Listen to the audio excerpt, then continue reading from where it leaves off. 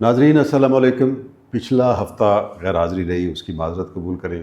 اور اس ہفتے weekly round up programme کے ساتھ پاکستان خبر سے حسب معمول خالد بھٹی صاحب کے ساتھ ہم حاضر خدمت ہیں. بھٹی صاحب کیا حال ہیں آپ کے؟ میں خیریت سے. آپ کیسے ہیں؟ ٹھیک ٹھاک ہیں. آپ پچھلے ہفتے نہیں تھے تو ملک میں بہت کچھ ہوتا رہا، اور آج ہم نے آپ سے وہی سمجھنا ہے کہ یہ اب کیوں ہو رہا ہے اور آگے جا کے کیا ہوگا. میں پچھلے ہفتے نا سر کنٹینروں کی زد میں تھا. اچھا، میرا گھر کیونکہ بدامی باغ میں ہے، مینار پاکستان کے قریب، تو سارے راستے بند تھے تو میں اس لیے نہیں آ سکا. نہیں وہ اس کے لیے آپ نے وہ بہتر ہے نا کہ عظمہ بخاری کی یا طارر صاحب کی آپ نے پریس کانفرنس سنی ہوتی، وہ کہتے ہیں سب راستے کھلے تھے. تو یہ بات ٹھیک ہے، آپ ان کے بتائے ہوئے راستوں پہ چلا کریں نا. میرا گھر ادھر نہیں ہے بس قسمتی سے. اچھا میرا گھر ادھر تھا جو مینار پاکستان کے قریب ہے، تو اس وجہ سے. اور میرے پاس فلائنگ ٹیکسی ہے نہیں اچھا کہ میں ادھر سے آ جاتا.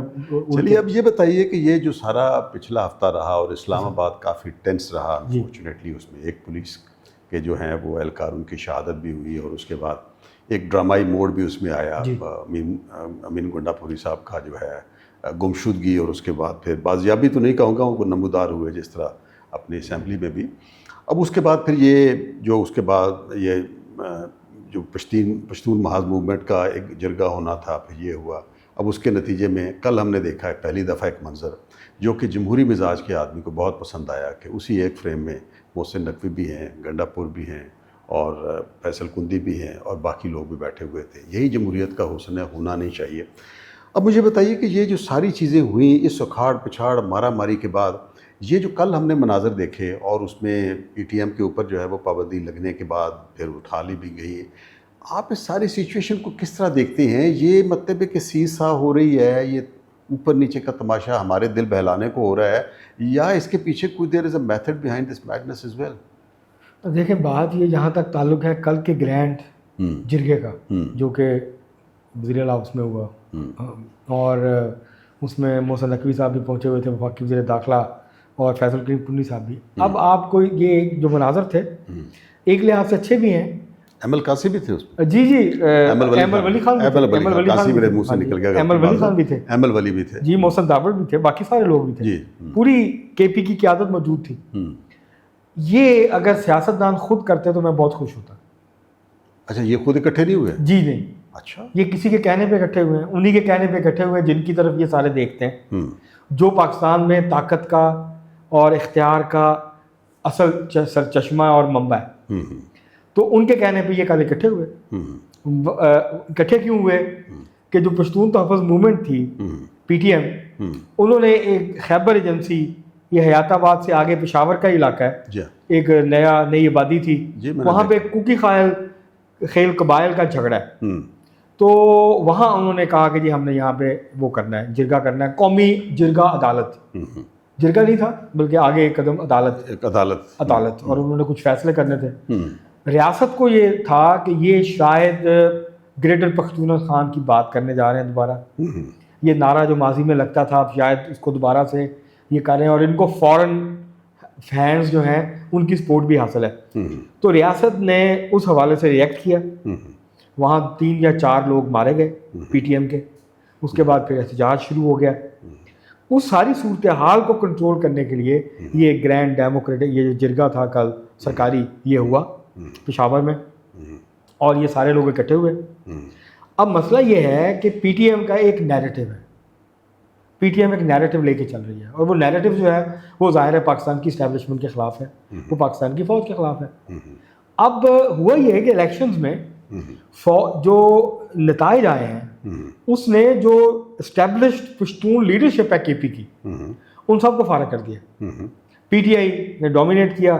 مولانا فضل الرحمان بھی ناراض، اے این پی بھی ناراض، آفتاب شیر پاؤ بھی ناراض، تاکہ جو جیتے ہیں وہ بھی ناراض. جی جو پی ٹی آئی گورنمنٹ میں ہے وہ بھی ناراض. تو اس صورتحال میں کوئی ایسی فورس نہیں ہے جو کہ پی ٹی ایم کا یا پی ٹی آئی کا جو نیریٹو ہے اسٹیبلشمنٹ کے خلاف، اس کے سامنے کھڑی ہو سکے. تو یہ دراصل ایک کوشش ہوئی ہے کہ ان سب کو اکٹھا کیا جائے، ان کو ایک پیج پہ لایا جائے تاکہ ریاست کا جو دفاع ہے وہ یہ کر سکے. تو آج یہ ہو رہا ہے، آج یہ جرگہ ہو رہا ہے. دیکھیں نا ہمارے ہاں یہ جو کلونیل لیگسی ہے یا کلونیل مائنڈ سیٹ ہے وہ کیا ہے؟ آپ کو پہلے یہ کرنا چاہیے تھا جرگہ. آپ ان کو بٹھاتے، ان کو بھیجتے، یہ بات کرتے پی ٹی ایم کی قیادت سے، معاملہ طے ہو جاتے. نہ ہوتے تو آپ طاقت کا استعمال کرتے. یہ بتائیے کہ یہ آپ جن کی طرف اشارہ کر کے ان کے کہنے پہ بیٹھے تو یہ خود سارے سیاستدان بھی سمجھدار ہیں, ان مسائل کو بھی سمجھتے ہیں, ان علاقوں سے تعلق ہے, تو یہ ایک دوسرے کے ساتھ انگیج کرنے سے اتنا گھبراتے کیوں ہیں؟ کل بھی جو دیکھا وہ بڑی ان ایزینس تھی فیصل کندی کی اور محسن نقوی کی اور ساروں کی, تو یہ آپس میں بیٹھنے سے کیوں گھبراتے؟ کیا تربیت نہیں ہے ایسی, یا ایک دوسرے خائف بہت زیادہ ہیں, یا کوئی سازشیں ایسی ہیں, کیوں؟ وجہ سیاسی ذاتی گروہی مفادات ہیں, اور تو کوئی وجہ نہیں ہے. لیکن یہ ملک قائم رہے گا اور سکون رہے گا تو ہی مطلب ہے کہ سیاست بھی تو چلے گی نا. لیکن اگر یہ ملک کا اتنا سوچتے اور اگر یہ سوچتے کہ پاکستان اس وقت مضبوط ہوگا جب عوام بہتر ہوگی, ان کی مالی حالت بہتر ہوگی, عوام بہتر ہوں گے, ان کی خوشحال ہوں گے, ان کی زندگیاں بہتر ہوں گی, تو پاکستان آج یہاں کھڑا ہوتا ہے جہاں کھڑا ہے. بات صحیح کہہ رہے ہیں ناظرین. اس میں افسوس کی بات یہی ہے کہ ہمارے ہاں انفارچونیٹلی ہم بات تو کرتے ہیں کہ جمہوری روایات, کلچر, جمہوری ایک پروسیس جو ہے نا اس کو آگے چلنا بھی چاہیے, لیکن جمہوریت کا جو پروسیس ہے وہ آپ نے دیکھا ہے کہ جہاں سول نافرمانی بھی ہوتی ہے, مارا ماری بھی رہی, بہت کچھ رہا ہے. At the end of the day Bhatti صاحب, یہ ہے کہ ایک دوسرے کو پازیٹیولی انگیج کرنے سے, ایک دوسرے کو اسپیس دینے سے, اور کچھ لو اور کچھ دو کی بنیاد پہ کو ایگزسٹنس کے اوپر جو ہے نا معاملات طے پاتے ہیں. بالکل. انفارچونیٹلی ہمارے ہاں بجائے اس کے کہ وہ مزاج آئے, ہمارے ہاں پچھلے کوئی 10-12 سالوں سے خاص طور پہ جو ہے وہ ایک دوسرے کو بالکل وائپ آؤٹ کرنے یا ایلیمینیٹ کرنے کی سیاست جو ہے وہ چل رہی ہے. وہ کبھی پاناما کی شکل میں آ جاتی ہے, کبھی جس طرح اسلام آباد میں چڑھائی کی شکل میں آ جاتی ہے, کبھی اور چیزیں جو آ جاتی ہیں. So it's very sad and unfortunate.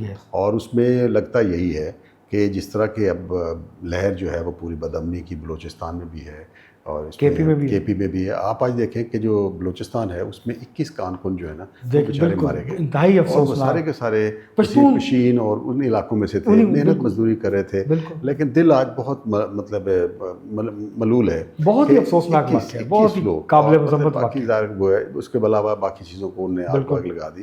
So unfortunately یہ جو سیاست ہے یہ اپنی جگہ, لیکن لوگوں کو روزگار کمانا, عزت نفس کے ساتھ زندہ رہنا, سلامت رہنا اور مشکل ہوتا جا رہا ہے. تو اللہ کرے کہ جس طرح یہ کل بیٹھے ہیں تھوڑا سا اگر اسی چیز کو یہ آگے لے کے چلیں تو ملک اور قوم اور ان کے حق میں بھی بہتر ہوگا.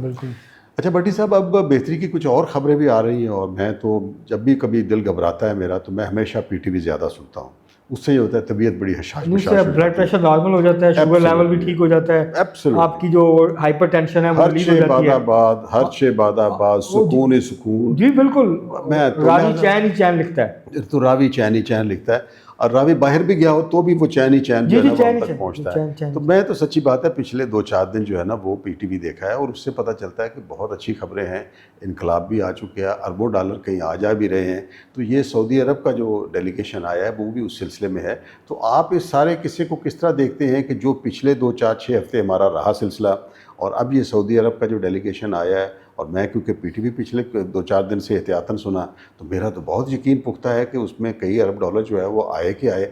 اب اس میں یہ نہ کہیے گا کہ جی اگر یا مگر, لیکن آپ کس طرح دیکھتے ہیں اس کو؟ دیکھیں بات یہ ہے کہ آئی ایم ایف نے ابھی جو تازہ ترین ان کی اسیسمنٹ آئی ہے, انہوں نے یہ کہا ہے کہ پاکستان جو ہے معاشی بحران سے نکل رہا ہے, جو بہت زیادہ جی ہمارے یہاں کافی سارے جو اکنامک انڈیکیٹرز ہیں وہ پازیٹیو ڈائریکشن کی طرف جا رہے ہیں. لیکن یہ بہت یوں سمجھ لیجئے کہ ہم ریت کے اوپر جس طرح کھڑے ہوتے ہیں اسی طرح ہے. لیکن جو میجر ہمارا ایشو ہے وہ ہے ایک تو لیڈ کیپچر, اس کے اوپر کوئی کام نہیں ہو رہا. جو ٹیکس بڑھانے کا ہے, ٹیکس بیس کو بڑھانے کا, اس کے اوپر کام نہیں ہو رہا, جو کہ بنیادی کام کرنے کے ہیں. اور قرضوں کے اوپر زندہ رہنے کا جو ہم نے ہنر سیکھ لیا ہے اس سے ہم جان نہیں چھڑا رہے. تو یہ 3 بڑے ایشوز ہیں. اس ہنر کی تو اب مانگ نہیں رہی جو ہم نے قرضوں پہ رہنے کا ہنر سیکھا تھا, کیونکہ اب وہ جو مطلب قرض دینے والے ہیں وہ اس ہنر کو نہیں مانتے اب. نہیں وہ ہم اپنے بینکوں سے لیے جا رہے ہیں نا. ہم نے دوسرا راستہ ڈھونڈ لیا ہے کہ باہر سے نہیں ملتا تو کوئی بات نہیں, ہمارے بینک تو ہیں. ہمارے بینک کسی صنعت کار کو نہیں دیتے, کسی عام آدمی کو نہیں دیتے, وہ حکومت کو دے رہے ہیں اور اربوں روپیہ کما رہے ہیں منافع. 800 کچھ ارب روپیہ پچھلے سال کا منافع ہے پاکستانی بینکوں کا. اچھا یہ بتائیے بھٹی صاحب کہ یہ جو ڈیلیگیشن آیا اس میں ایس آئی ایف سی کا بھی بڑا اہم رول ہے. اس سے پہلے ہم نے, آپ کو یاد ہے یہ جو سلسلہ شروع ہوا تھا مطلب پی ٹی آئی کے دور حکومت میں, اس وقت بھی یو اے ای اور سعودی عربیہ سے اور چائنا سے جو ہے نا کچھ انویسٹمنٹس اور ڈپازٹس جو ہے نا وہ لائے گئے. اچھا پھر یہ جو پی ڈی ایم کا دور حکومت, یہ پی ڈی ایم 1 تھی اور اس کے بعد یہ پی ڈی ایم کے 2 کے دور میں بھی لیکن اب تک جو ہے نا اس میں آڑیاں جاڑیاں تو بہت زیادہ ہے، اور اب ہم بجائے اس کے کہ دنیا بھر میں ہم نے دیکھا ہے کہ جو انویسٹمنٹ فلرش کرتی ہے وہ انٹرپرائز لیول کے اوپر کرتی ہے، یعنی جو نجی سیکٹر ہے وہ ایک دوسرے پہ انویسٹمنٹ بھی کرتے ہیں، ٹیکنالوجی ٹرانسفر بھی ہوتی ہے، نالج شیئرنگ بھی ہوتی ہے، and so on so forth. اچھا ہمارے ہاں یہ ہے کہ وہ جو پاکستانی بزنس مین ہے اس بیچارے کے لیے تو دھندا کرنا مشکل ہو گیا، اچھا اس کے لیے بجلی اور باقی جتنے بھی اخراجات ہیں اور ٹیکس کے معاملات وہ مشکل سے مشکل تر ہوتے جا رہے ہیں۔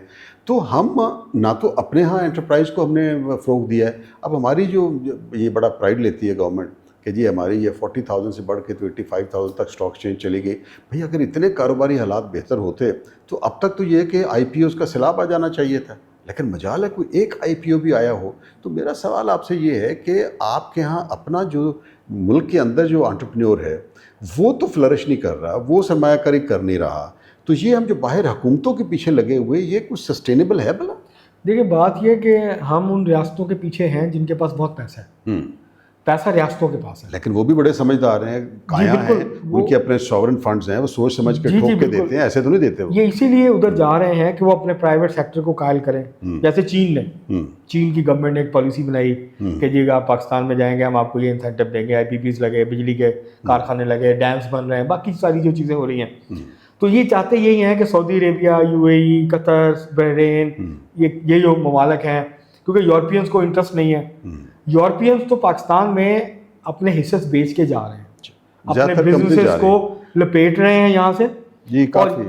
یہاں اگر انویسٹمنٹ آئے گی نا سر تو یہاں پہ خالد صاحب انویسٹمنٹ آنی ہے گلف سے، لیکن وہ چائنا سے۔ بھٹی صاحب کیا انویسٹمنٹ ہے کہ آپ ایک شیل کمپنی کے شیئر ہیں وہ آف لوڈ ہو رہے ہیں 70%، اچھا وہ کسی سعودی عرب کے انویسٹر نے اگر آ کے خرید لیے تو بھئی ایک کمپنی جا رہی ہے دوسری کمپنی میں وہ ایک جیب سے نکل کے فریش انویسٹمنٹ تو نہیں فریش اسی طرح جو ریکوڈک ہے اس کے 15% شیئر جو ہے وہ اسٹیٹ آف لوڈ کرے یا کوئی اور لوگ کرے، اچھا اس میں بتایا کہ کوئی فریش انویسٹمنٹ تو اس میں نہیں ہے، تو لہٰذا یہ جو انویسٹمنٹ ہے اگر اس طرح کے لین دین میں بہت ساری انویسٹمنٹ آتی ہے تو اس پہ کیا ہاتھ آتا ہے پھر؟ دیکھیں یہ ایک وقت میں یک وقت یہ جو حصص ہاتھ چینج کرتے ہیں نا یہ تو ایک طرح کی ڈس انویسٹمنٹ اور انویسٹمنٹ ہے، جتنے پیسے نکلے اتنے پیسے آ گئے، نیٹ تو آپ کے پاس کچھ نہیں آیا، ایڈ کچھ نہیں ہوا، ایکچولی آپ کو انویسٹمنٹ چاہیے انڈسٹری میں، جی دیٹس رائٹ، آپ وہاں نہیں آ رہی۔ ناظرین یہ ہماری گفتگو جو ہے اس میں آپ نے سنا کہ اس وقت جو حکومت پاکستان کا پچھلے کافی عرصے سے اس میں پی ٹی آئی کا دور بھی اور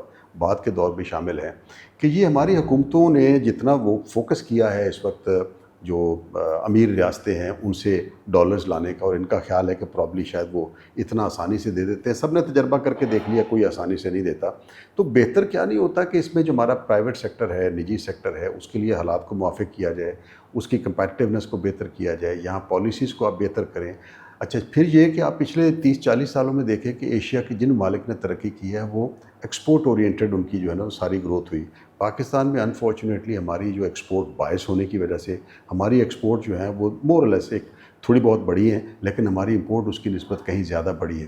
تو یہ سعودی عرب کی طرف سے جو ریسنٹلی ڈیلیگیشن آیا، اس سے پہلے چائنا میں پی ایم لے کے گئے تھے ڈیلیگیشن، اس میں میں بھی ایک شہر میں جانے کا موقع ملا تھا ان کے ساتھ، اس سے پہلے ہم یو اے ای کے ساتھ بھی ایک روڈ شو جو ہے نا وہ کر چکے ہوئے ہیں۔ یہ حکومت اور حکومت کے مابین اپنی جگہ، لیکن at the end of the day ہم نے دیکھا ہے کہ سسٹینیبل گروتھ وہ ویتنام کی ہے، وہ چائنا کی ہے، ملیشیا کی ہے، تھائی لینڈ کی ہے یا کسی اور بھی ممالک کی ہے۔ وہاں جب تک آپ اپنے مقامی سرمایہ کار کو، اسمال اینڈ میڈیم انٹرپرائز کو پروموٹ نہیں کرتے، اس کے بعد پھر آپ بڑے اپنے کاروبار کو سپورٹ نہیں کرتے، تب تک جو ہے وہ سسٹینیبل اور پائیدار گروتھ آتی نہیں ہے۔ گورنمنٹ ٹو گورنمنٹ جس طرح کی انویسٹمنٹ ہے وہ اس کا ایک خاص لیول تک امپیکٹ رہ جاتا ہے، پبلک تک اس کا امپیکٹ نہیں آتا۔ ہاں حکومت کو یہ کہنے کا موقع مل جائے گا اس کے تھوڑا سا فارن ریزروز کے اوپر اس کا ایک پازیٹیو امپیکٹ پڑے گا، میکرو انڈیکیٹرز بہتر ہو سکیں گے، لیکن عوام کو شاید اس میں سے اتنا کچھ نہیں مل سکے۔ لہٰذا امید یہی کرنی چاہیے اور حکومت سے بھی مشورہ یہی ہے کہ جو بھی کرنا ہے اس میں آپ گورنمنٹ ٹو گورنمنٹ بھی اگر ایفرٹ کرنی ہے تو سب سے پہلے ہمارے جو اپنے مقامی جو انٹرپرینورز ہیں، جو کاروبار ہیں، ان کی فروغ کے لیے ایک موافق ماحول اور مناسب ماحول مہیا کرنا ضروری ہے تاکہ لوگوں کو ملازمتیں ملیں، جی ڈی پی گروتھ ہو، مہنگائی کم ہو، پروڈکشن بڑھے، ہماری ایکسپورٹس بڑھے اور ملک خوشحال ہو۔ ہم قرضوں کے جال سے تھک چکے ہوئے۔ اپنا بہت بہت خیال رکھیے گا۔ اللہ حافظ۔ اگلے ہفتے انشاءاللہ ملاقات ہوگی۔ اپنا خیال رکھیے گا۔ اللہ حافظ۔